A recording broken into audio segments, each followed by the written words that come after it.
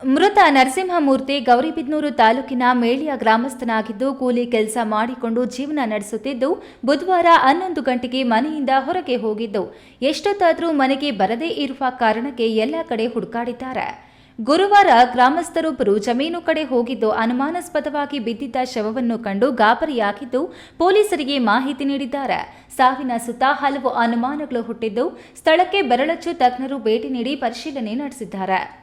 ಮೃತ ನರಸಿಂಹಮೂರ್ತಿ ಪತ್ನಿ ಭಾರತಿ ಸುದ್ದಿಗಾರರಿಗೆ ಮಾತನಾಡಿ, ನನ್ನ ಗಂಡ ಬುಧವಾರದಂದು ಮನೆಯಿಂದ ಹೋಗಿದ್ದಾರೆ. ರಾತ್ರಿ ಮನೆಗೆ ಬಂದಿಲ್ಲ. ಎಲ್ಲ ಕಡೆ ಹುಡುಕಿದ್ದೇವೆ. ಮನೆಯಲ್ಲಿ ನಾನು ನಮ್ಮ ಅತ್ತೆ ಮಾತ್ರ ಇರುತ್ತೇವೆ. ಕೂಲಿ ಕೆಲಸಕ್ಕೆ ನನ್ನ ಗಂಡ ಹೋಗ್ತಿದ್ದ. ಯಾವುದೇ ಜಗಳ ಗಲಾಟೆಗಳು ನಡೆದಿಲ್ಲ. ಆಗಾಗ ಪಿಟ್ಸ್ ಬರ್ತಿತ್ತು ಎಂದು ತಿಳಿಸಿದ್ರು. భోజనం తిని పోయినాడు సార్. బాబుని మాట్లాడి ఎత్తుకొని బాగా మాట్లాడుకొని ఉండి అన్నం తిని పోయి సార్. అంతే చూసిందే అంతే సార్. మేము ఇంకెందుకు కొట్లాడలేదు, ఏమీ పీకలాడలేదు సార్. బాగా చూసుకుంటా అండి. ఏ ఊరు శుద్ధికి పోయలేదు సార్. చేను దగ్గరికి పోతా అండి, జువాలు మేపుకుంటాండే. మా ఇంటికి వెళ్ళొచ్చేస్తాండే సార్. 7 గంటలకు తిని 8 గంటలకు అంతా పనుకొనేస్తాండి. నిన్న ఒక్కనాడే సార్. నిన్న 11 గంటల్లో పోయిండేవాడే అసలు రానే లేదు సార్. పోయినాడు. మేమంతా నెలప్పుడికి ఇప్పటికి ఎక్కడున్నాడో మాకే తెలియక ఊరికి అయిపోయింది.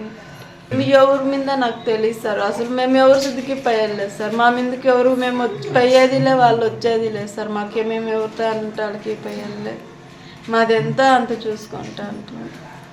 ಘಟನೆಗೆ ಸಂಬಂಧಿಸಿದಂತೆ ಸ್ಥಳಕ್ಕೆ DYSP Prakash R, CPI Anjan Kumar, PSI Ramesh Guggari ಮತ್ತು ಸಿಬ್ಬಂದಿ ಭೇಟಿ ನೀಡಿ ಪ್ರಕರಣ ದಾಖಲಿಸಿಕೊಂಡು ಮುಂದಿನ ಕ್ರಮ ಕೈಗೊಂಡಿದ್ದಾರೆ. ಪ್ರದೀಪ್, ಈ ನ್ಯೂಸ್ ಟಿವಿ, ಗೌರಿಬಿದನೂರು.